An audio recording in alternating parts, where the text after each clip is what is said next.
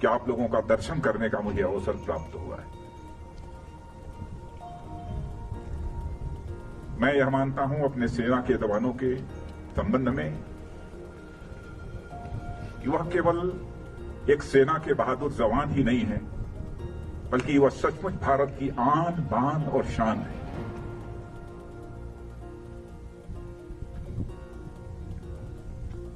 समय समय पर जो भी करिश्माई काम हमारे सेना के जवानों के द्वारा किया गया है,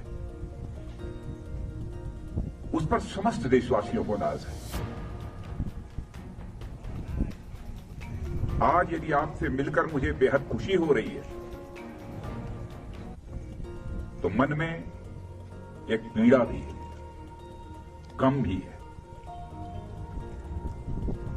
हाल में ही भारत और चीन के जवानों के बीच PP-14 पर जो कुछ भी हुआ,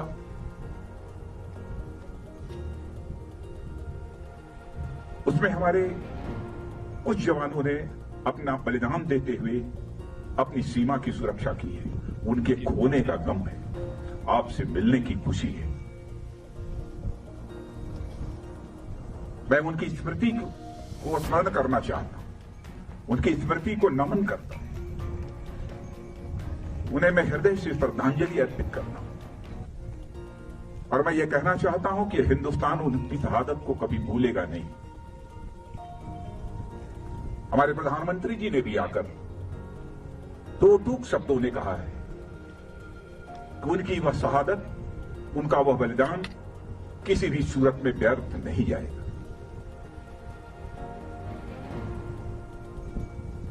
आप जैसे सेना के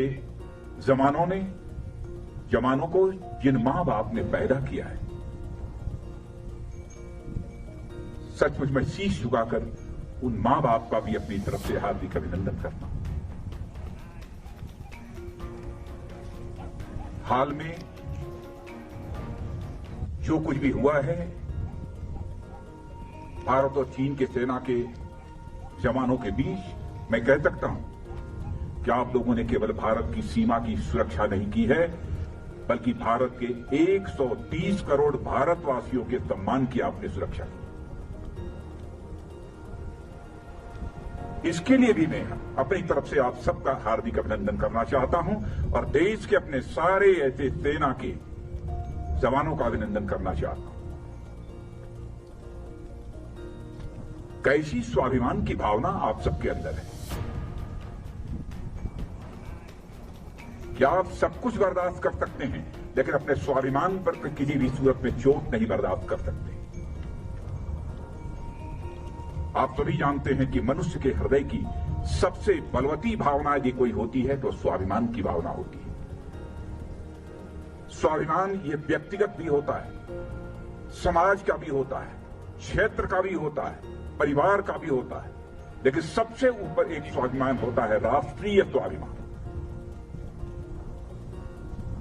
यदि व्यक्तिगत रूप से हमें कोई अपशब्दों का प्रयोग करता है तो हमारा व्यक्तिगत स्वाभिमान जागृत हो उठता है और उससे हम दो हाथ करने के लिए तैयार हो जाते हैं।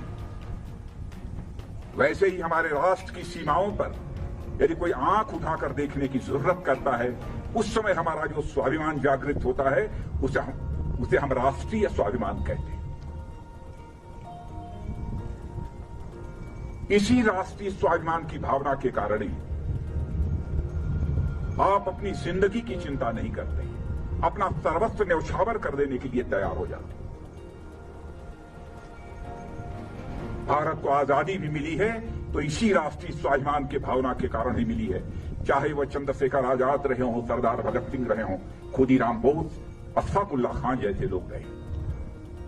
इसी राष्ट्रीय स्वाभिमान की भावना के कारण ही हंसते हंसते फांसी के फंदे को चूम लिया था, तब जाकर यह हमारा भारत आजाद हुआ।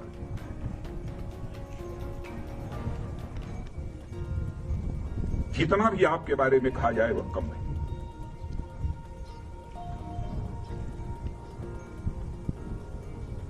इस समय सीमा के विवाद को सुलझाने के लिए बातचीत का दौर चल रहा है।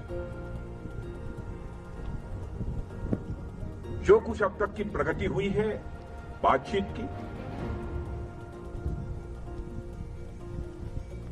मामला हल होना चाहिए।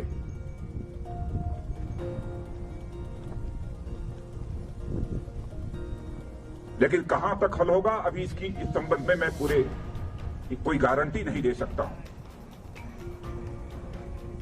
लेकिन मैं इतना यकीन दिलाना चाहता हूं कि भारत की 1 इंच जमीन को भी दुनिया की कोई ताकत छू नहीं सकती है, उस पर कब्जा नहीं कर सकती।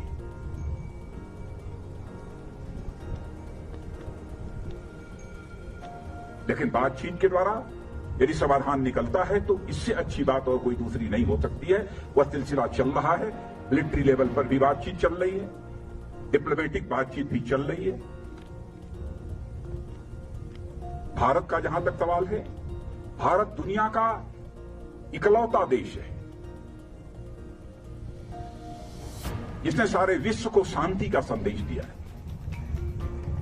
भारत दुनिया का इकलौता देश है जिसने कि दुनिया के किसी देश पर न तो कभी आक्रमण किया है और न दुनिया के किसी देश की 1 इंच जमीन पर कभी कब्जा किया है।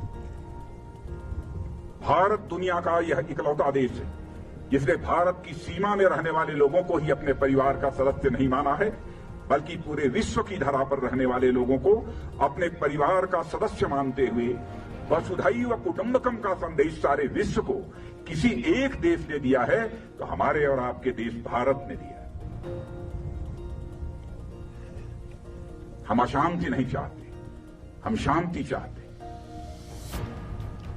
हमारा चरित्र रहा है कि हमने दुनिया के किसी भी देश के स्वाभिमान पर चोट पहुंचाने की कभी कोशिश नहीं की। लेकिन यह भी मैं कह देना चाहता हूं 2 टूक शब्दों में, यदि कोई दुनिया की ताकत हमारे स्वाभिमान पर चोट पहुंचाने की कोशिश करेगी तो उसे किसी भी सूरत पे हम बर्दाश्त नहीं करेंगे, उसका हम मुंहतोड़ जवाब देने के लिए भी तैयार रहेंगे।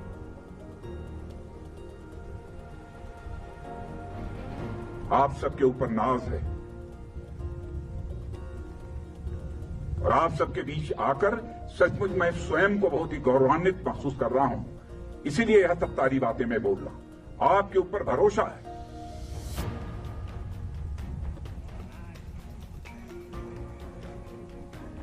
और जिन हमारे जवानों ने अपनी शहादत दी है उसका गम केवल परिवार के लोगों को नहीं है, हम लोगों को भी है, 130 करोड़ भारतवासियों को।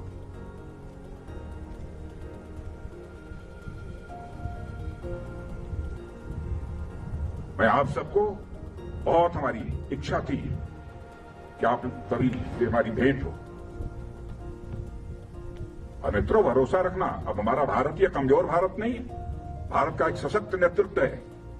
फिर नरेंद्र मोदी जैसा प्रधानमंत्री हमको मिला है, फैसला लेने वाला प्रधानमंत्री, दृढ़ इच्छा शक्ति का प्रधानमंत्री।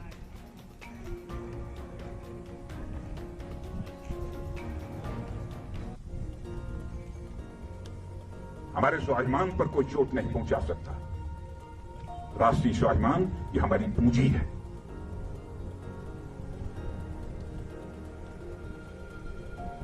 आज के अवसर पर मैं समझता हूं कि और अधिक कुछ कहने की जरूरत नहीं है। लेकिन यदि आज हम लद्दाख के क्षेत्र में यहां पर खड़े हैं और इस फॉरवर्ड पोस्ट पर आकर आप सबसे मिलते हुए जहां मुझे बेहद खुशी हो रही है, वहीं पर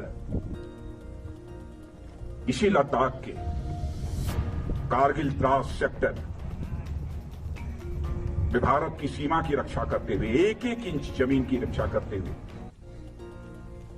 हमारे सेना के जवानों ने जो शहादत दी है, उनको भी मैं इसमें स्मरण करना चाहता हूं और उनको भी मैं श्रद्धांजलि अर्पित करना चाहता हूं, क्योंकि कारगिल दिवस की भी एनिवर्सरी 26 जुलाई को है।